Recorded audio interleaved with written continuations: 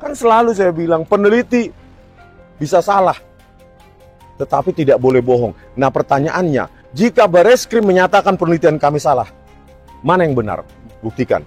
Tunjukkan kepada publik. Itu baru kita menjadi negara yang beradab. Gitu ya. Sepertinya pihak yang melaporkan kami ini ketakutan. Artinya ya ketakutan. Sehingga mereka kemudian kan sudah melakukan kepada kami itu pasal-pasal yang ngawur begitu ya. Jadi arahnya itu ke arah ujaran kebencian, ke arah hasutan. Dan itu sebetulnya bisa kami patahkan dengan mudah. Ya, satu, bahwa kami itu adalah para ilmuwan, para akademisi, para aktivis. Kedua, apa yang kami sampaikan itu adalah hak sebagai warga negara yang dilindungi oleh Undang-Undang Dasar 1945 pasal 28 dan Undang-Undang Keterbukaan Informasi Publik. Jadi Pak Rismon langsung berbicara, menjelaskan. Ya. Silakan, monggo. Tadi ada 49 pertanyaan ya terkait dengan video di YouTube saya Baligi Academy dan di akun X saya @sandiparismon ya.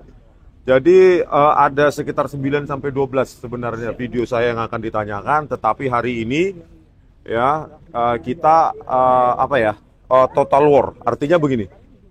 Jangan diinterpretasikan seperti melawan kepolisian ya, bukan.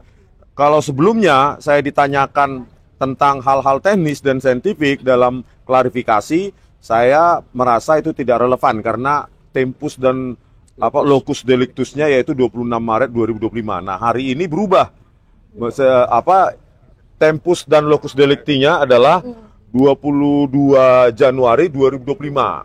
Dan itulah menjadi direlasikan atau direlevansikan dengan kegiatan-kegiatan riset kami setelahnya dan bagaimana kegiatan kami mengunjungi alma mater kami Universitas Gadjah Mada. Jadi intinya pada hari ini ya saya menjelaskan secara sedetil-detilnya ya kajian ilmiah saya, karena memang kita ini orang-orang yang berbeda, orang-orang yang tidak pernah ketemu sebelumnya dan disatukan dengan nilai akademis, nilai-nilai saintifik.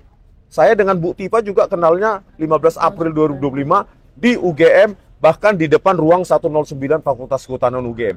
Tapi kita dipertemukan dengan nilai saintifik itu. Itulah yang saya jelaskan sedetil-detilnya, sehingga saya hanya jawab hari ini 2 pertanyaan saja. Karena saya merasa saya harus menjelaskan sedetil-detilnya, bahkan tadi ada ini bagian tulisan saya menjadi bagian buku Jokowi's White Cover, saya print dalam bentuk buku juga dan kami serahkan sebagai pertimbangan dan petunjuk kepada penyidik, dan kami jelaskan semua urutan-urutannya mulai dari lintasan stempel, uji overlay, uji gradient analisis, proportional spacing dan kerning, terus uji NPE ya, noise pattern analysis dan lainnya, sehingga ya kami ingin membuktikan bahwa kami ingin memenuhi rasa ingin tahu kami sebagai peneliti, apakah ijazah yang diupload oleh Dian Sandi Utama itu, kader PSI itu, yang diklaim secara sepihak itu asli, ya kami buktikan dengan metode kami. Begitu juga dengan lembar pengesahan yang kami foto sendiri di ruang 109. Rasa ingin tahu sebagai peneliti itu seharusnya tidak dibatasi oleh otoritas manapun, apalagi otoritas kepolisian. Oleh karena itu saya berpendapat dan saya ajukan ke pengacara saya, ya, tim pengacara saya, Bang Jahmada, itu kalau memang hari ini tidak cukup waktu, saya siap untuk Senin sampai Jumat ke depan. Setiap hari saya datang, asalkan saya diberikan kesempatan sebanyak-banyaknya untuk menjelaskan setiap hal teknis, seteknis-teknisnya, sedetil-detilnya, sesaintifik-saintifiknya, setiap video yang ditanyakan kepada saya.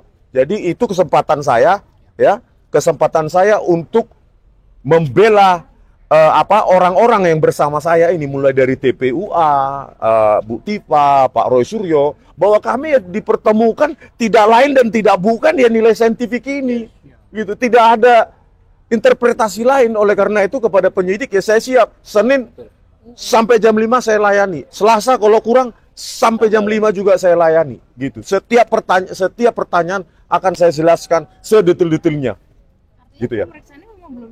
Belum selesai. Karena apa? Karena saya ingin diberikan kesempatan sebesar-besarnya untuk menjelaskan seteknis-teknisnya, gitu.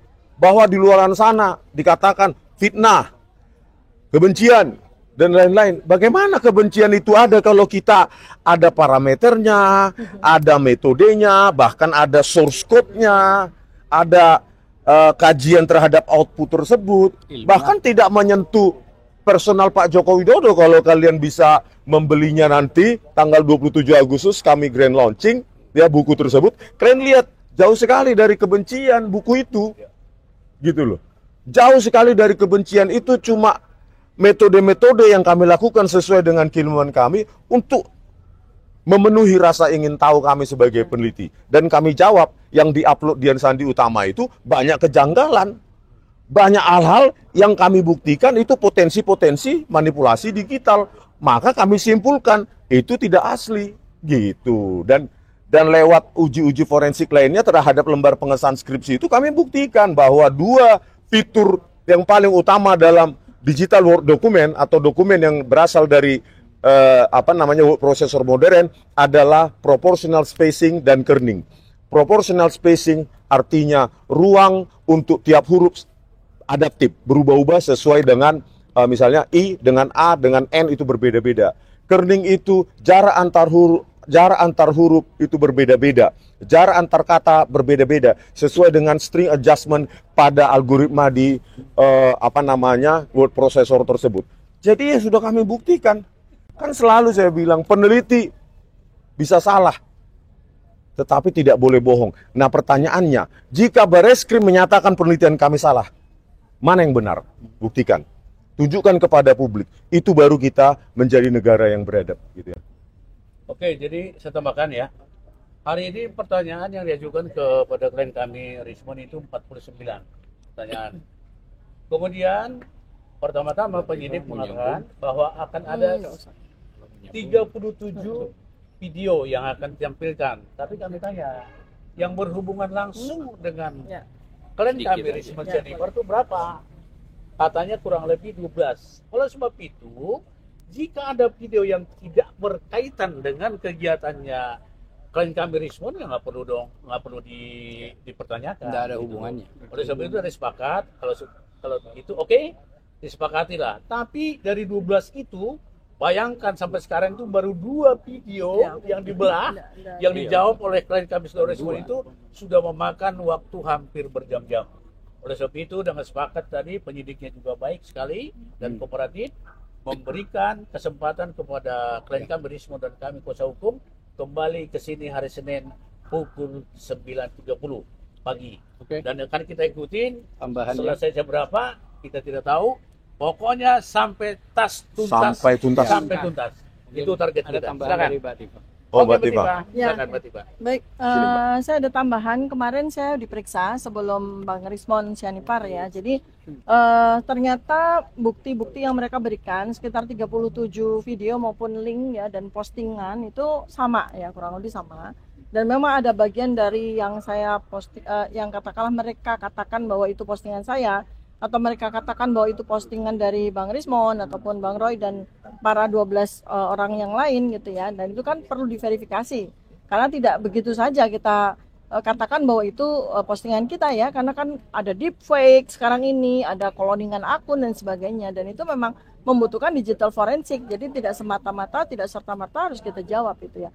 Nah, kemudian berkaitan dengan apa yang disampaikan oleh Bang Rismon, jadi intinya sebenarnya itu persoalan ijazah ini sudah selesai ya, karena kami bisa buktikan secara saintifik dan sudah kami tulis ya menjadi sebuah jejak abadi dalam bentuk buku Jokowi's White Paper gitu. Nah, rupanya ya dugaan saintifik saya itu sepertinya pihak-pihak yang melaporkan kami ini ketakutan, artinya ya ketakutan, sehingga mereka kemudian kan sudah melakukan kepada kami itu pasal-pasal yang ngawur begitu ya. Jadi arahnya itu ke arah ujaran kebencian, ke arah hasutan, dan itu sebetulnya bisa kami patahkan dengan mudah.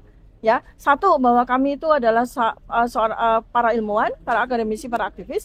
Kedua, apa yang kami sampaikan itu adalah hak sebagai warga negara yang dilindungi oleh Undang-Undang Dasar 1945 pasal 28 dan Undang-Undang Keterbukaan Informasi Publik.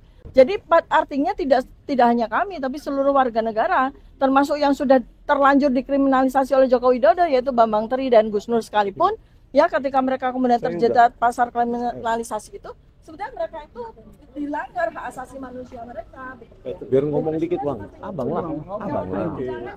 Ketua ngomong lah. Materi pendampingan. Oh. Ya bahwa jangan sampai ya isu utama itu ijazah palsu, karena kami sudah membuktikan secara saintifik memang ijazah itu palsu, maka kemudian kami dibelokkan, kami menghasut, kami melakukan ujaran kebencian. Jangan sampai itu terjadi. Masyarakat Indonesia 287 juta rakyat menyaksikan dan mereka menjadi mencerdas. Jadi jangan mudah untuk mengkriminalisasi siapapun dengan pasal-pasal yang ngawur itu ya.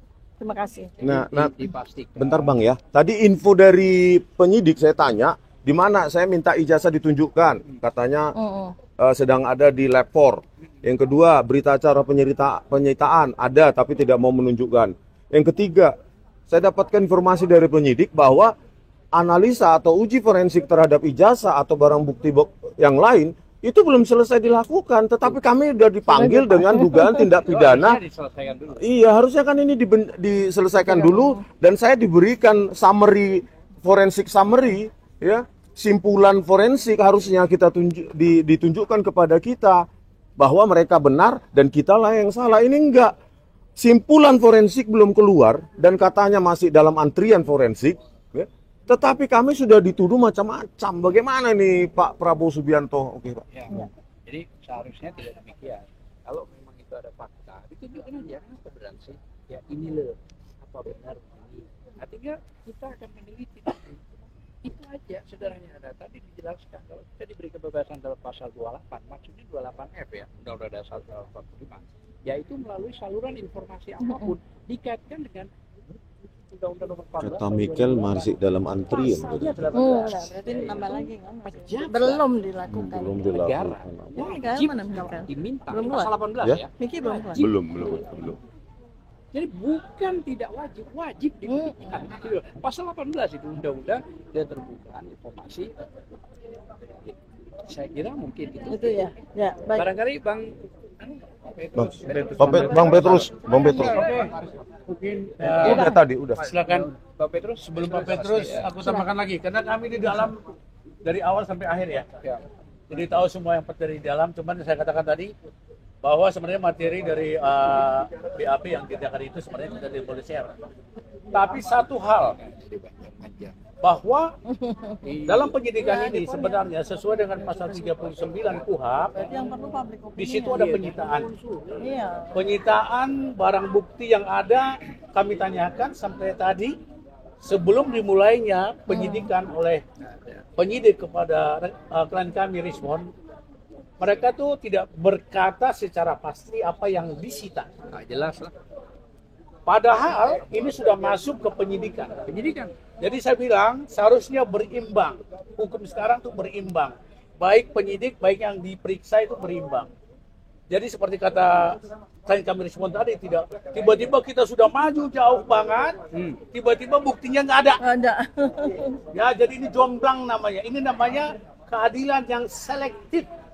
Menseleksi apa yang perlu seleksi dalam hal negatif tapi. Nah, tadi akhirnya penyidik mengatakan bahwa yang disita itu ijazah SMA dan S1. Yang lainnya katanya dia no comment. Dan kami katakan itu ada di mana? Minimal berita acaranya seperti ini kami lihat tidak bisa juga dipertunjukkan. Oleh sebab itu, kami sebagai kuasa hukum kembali mengatakan ya, KUHP kita mengatur keseimbangan dalam penyidikan, dalam pemeriksaan itu harus ditegakkan. Jadi tidak bisa seperti kejadian-kejadian sebelumnya tiba-tiba ada yang di penjara, buktinya belum pernah ditemukan. Ya. Siapa? Oh. Kita tadi Pak. Oh ya. Istirahat. Saya total war aja lah. Hotel. All Iyalah. out. Siap. Iyalah. KUHP itu adalah bukti fisik, benda secara fisiknya harus ada. Jadi kalau nggak ada, barangkali ya kita pertimbangkan bagaimana cara melanjutkannya. Baik dari secara hukum, baik secara hukum acara, kita harus tuntaskan itu. Yang jelas, KUHP pasal 39 mengatakan setiap barang bukti yang disita itu berhubungan dengan penggunaan kejahatan, hasil kejahatan atau terkait dengan kejahatan itu harus muncul. Oke, saya pikir begitu. Mungkin ditambahkan oleh rekan. Kalau cukup Aga. cukup ya. Kalau ada pertanyaan baru kami layani. Oh, Cukup ya. silakan. Cukup ya. Makasih semuanya ya. Udah malam. Iya, makasih. Silakan Pak Rismon langsung berbicara, menjelaskan. Ya. Silakan, monggo. Tadi ada 49 pertanyaan ya terkait dengan video di YouTube saya Bali G Academy dan di akun X saya @sandiparismon ya. Jadi ada sekitar 9 sampai 12 sebenarnya video saya yang akan ditanyakan, tetapi hari ini ya kita total war. Artinya begini. Jangan diinterpretasikan seperti melawan kepolisian ya, bukan. Kalau sebelumnya saya ditanyakan tentang hal-hal teknis dan saintifik dalam klarifikasi, saya merasa itu tidak relevan karena tempus dan locus delictusnya yaitu 26 Maret 2025. Nah, hari ini berubah. Tempus dan locus delictinya adalah 22 Januari 2025. Dan itulah menjadi direlasikan atau direlevansikan dengan kegiatan-kegiatan riset kami setelahnya dan bagaimana kegiatan kami mengunjungi alma mater kami Universitas Gadjah Mada. Jadi intinya pada hari ini ya saya menjelaskan secara sedetil-detilnya ya kajian ilmiah saya karena memang kita ini orang-orang yang berbeda, orang-orang yang tidak pernah ketemu sebelumnya dan disatukan dengan nilai akademis, nilai-nilai saintifik. Saya dengan Bu Tipa juga kenalnya 15 April 2025 di UGM, bahkan di depan ruang 109 Fakultas Kehutanan UGM. Tapi kita dipertemukan dengan nilai saintifik itu. Itulah yang saya jelaskan sedetil-detilnya, sehingga saya hanya jawab hari ini 2 pertanyaan saja. Karena saya merasa saya harus menjelaskan sedetil-detilnya, bahkan tadi ada ini bagian tulisan saya menjadi bagian buku Jokowi's White Cover, saya print dalam bentuk buku juga dan kami serahkan sebagai pertimbangan dan petunjuk kepada penyidik, dan kami jelaskan semua urutan-urutannya mulai dari lintasan stempel, uji overlay, uji gradient analisis, proportional spacing dan kerning, terus uji NPE ya, noise pattern analysis dan lainnya sehingga ya kami ingin membuktikan bahwa kami ingin memenuhi rasa ingin tahu kami sebagai peneliti, apakah ijazah yang diupload oleh Dian Sandi Utama itu, kader PSI itu, yang diklaim secara sepihak itu asli, ya kami buktikan dengan metode kami. Begitu juga dengan lembar pengesahan yang kami foto sendiri di ruang 109. Rasa ingin tahu sebagai peneliti itu seharusnya tidak dibatasi oleh otoritas manapun, apalagi otoritas kepolisian. Oleh karena itu saya berpendapat dan saya ajukan ke pengacara saya, ya, tim pengacara saya, Bang Jahmada, itu kalau memang hari ini tidak cukup waktu, saya siap untuk Senin sampai Jumat ke depan. Setiap hari saya datang, asalkan saya diberikan kesempatan sebanyak-banyaknya untuk menjelaskan setiap hal teknis, seteknis-teknisnya, sedetil-detilnya, sesaintifik-saintifiknya, setiap video yang ditanyakan kepada saya. Jadi itu kesempatan saya, ya, kesempatan saya untuk membela orang-orang yang bersama saya ini, mulai dari TPUA, Bu Tipa, Pak Roy Suryo, bahwa kami dipertemukan tidak lain dan tidak bukan ya nilai saintifik ini. Gitu, tidak ada interpretasi lain. Oleh karena itu kepada penyidik ya saya siap Senin sampai jam 5 saya layani, Selasa kalau kurang sampai jam 5 juga saya layani gitu. Setiap pertanyaan akan saya jelaskan sedetil-detilnya gitu ya. Belum selesai. Karena apa? Karena saya ingin diberikan kesempatan sebesar-besarnya untuk menjelaskan seteknis-teknisnya gitu. Bahwa di luar sana dikatakan fitnah, kebencian, dan lain-lain. Bagaimana kebencian itu ada kalau kita ada parameternya, ada metodenya, bahkan ada source code-nya, ada kajian terhadap output tersebut, bahkan tidak menyentuh personal Pak Joko Widodo. Kalau kalian bisa membelinya nanti, tanggal 27 Agustus kami grand launching, ya, buku tersebut. Kalian lihat, jauh sekali dari kebencian buku itu. Gitu loh. Jauh sekali dari kebencian, itu cuma metode-metode yang kami lakukan sesuai dengan keilmuan kami untuk memenuhi rasa ingin tahu kami sebagai peneliti. Dan kami jawab, yang diupload Dian Sandi Utama itu banyak kejanggalan. Banyak hal-hal yang kami buktikan itu potensi-potensi manipulasi digital. Maka kami simpulkan itu tidak asli gitu. Dan lewat uji-uji forensik lainnya terhadap lembar pengesahan skripsi itu kami buktikan bahwa dua fitur yang paling utama dalam digital word document atau dokumen yang berasal dari word processor modern adalah proportional spacing dan kerning. Proportional spacing artinya ruang untuk tiap huruf adaptif, berubah-ubah sesuai dengan misalnya I dengan A dengan N itu berbeda-beda. Kerning itu jarak antar huruf itu berbeda-beda. Jarak antar kata berbeda-beda sesuai dengan string adjustment pada algoritma di word processor tersebut. Jadi ya sudah kami buktikan. Kan selalu saya bilang peneliti bisa salah, tetapi tidak boleh bohong. Nah pertanyaannya, jika Bareskrim menyatakan penelitian kami salah, mana yang benar? Buktikan. Tunjukkan kepada publik. Itu baru kita menjadi negara yang beradab, gitu ya. Oke, jadi saya tambahkan ya. Hari ini pertanyaan yang diajukan kepada klien kami Rismon itu 49 pertanyaan. Kemudian pertama-tama penyidik mengatakan bahwa akan ada 37 video yang akan ditampilkan. Tapi kami tanya, yang berhubungan langsung dengan klien kami Rismon Jennifer itu berapa? Katanya kurang lebih 12. Oleh sebab itu, jika ada video yang tidak berkaitan dengan kegiatannya klien kami Rismon, ya nggak perlu dipertanyakan. Nggak ada hubungannya. Oleh sebab itu ada sepakat, kalau itu oke, disepakatilah. Tapi dari 12 itu, bayangkan sampai sekarang itu baru 2 video yang dibelah, yang dijawab oleh klien kami Rismon itu sudah memakan waktu hampir berjam-jam. Oleh sebab itu dengan sepakat tadi penyidiknya juga baik sekali dan kooperatif memberikan kesempatan kepada klien kami Rismon dan kami kuasa hukum kembali ke sini hari Senin pukul 9.30 pagi. Dan akan kita ikutin selesai jam berapa kita tidak tahu. Pokoknya sampai tuntas. Sampai tuntas. Itu target Ada kita. tambahan dari Mbak Tifa. Oh, Oke, Mbak Tifa. Silakan Mbak Tifa. Baik, saya ada tambahan. Kemarin saya diperiksa sebelum Bang Rismon Sianipar ya. Jadi ternyata bukti-bukti yang mereka berikan sekitar 37 video maupun link ya dan postingan itu sama ya, kurang lebih sama. Dan memang ada bagian dari yang saya yang katakanlah mereka katakan bahwa itu postingan saya, atau mereka katakan bahwa itu postingan dari Bang Rismon ataupun Bang Roy dan para 12 orang yang lain gitu ya. Dan itu kan perlu diverifikasi. Karena tidak begitu saja kita katakan bahwa itu postingan kita ya, karena kan ada deepfake sekarang ini, ada cloningan akun dan sebagainya, dan itu memang membutuhkan digital forensik. Jadi tidak semata-mata, tidak serta-merta harus kita jawab itu ya.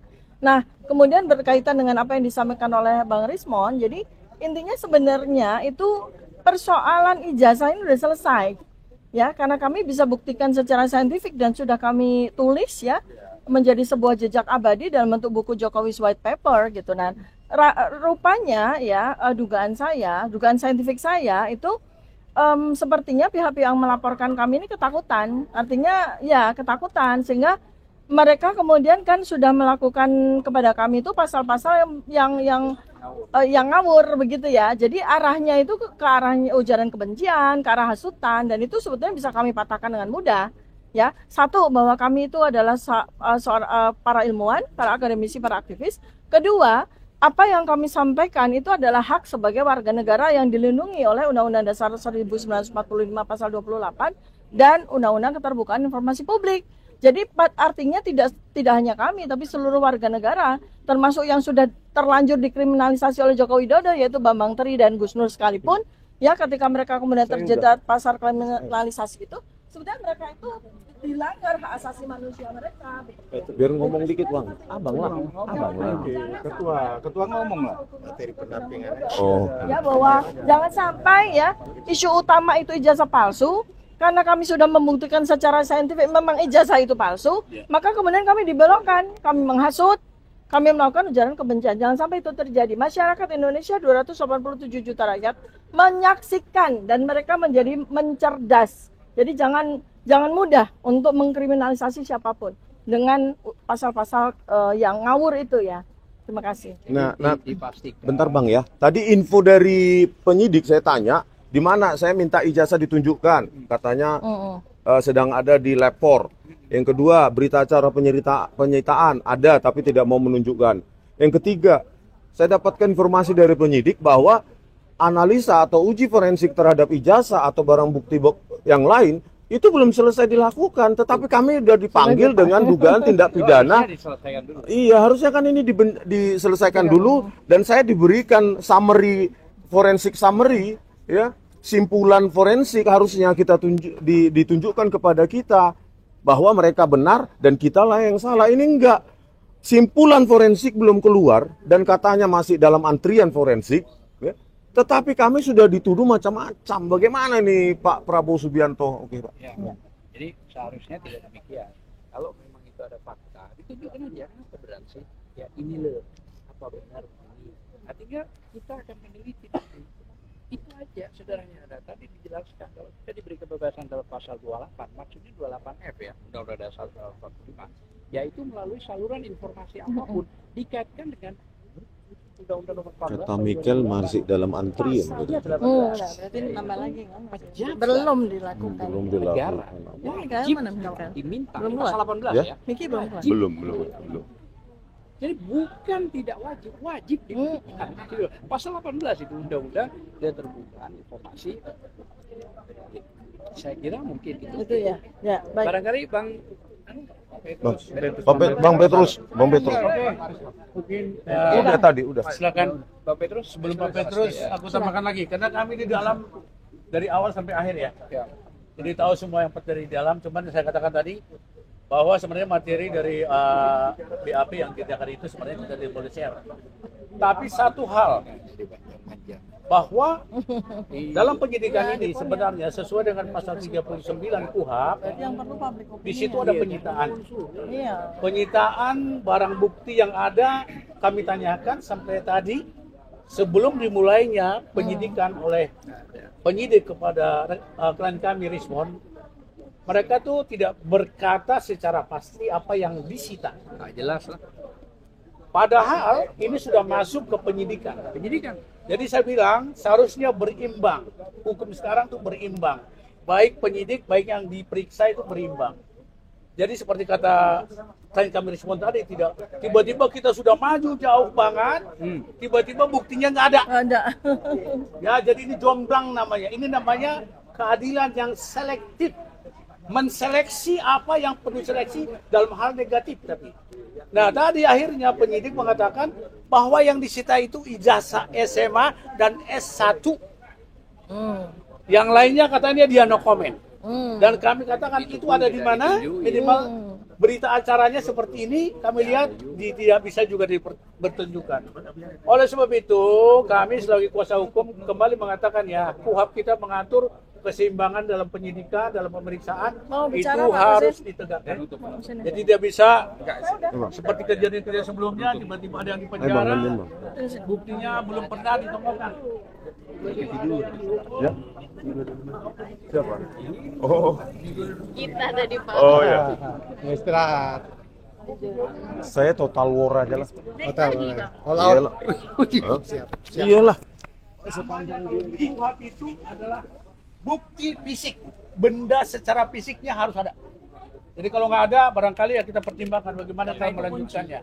Baik dari secara hukum, baik secara hukum acara, kita harus tuntaskan itu. Yang jelas, KUHP pasal 39 mengatakan setiap barang bukti yang disita itu berhubungan dengan penggunaan kejahatan, hasil kejahatan atau terkait dengan kejahatan itu harus muncul. Oke, saya pikir begitu. Mungkin ditambahkan oleh rekan. Kalau cukup ya. Kalau ada pertanyaan baru kami layani. Oh, Cukup ya. silakan. Cukup ya. Makasih semuanya ya. Udah malam. Iya, makasih.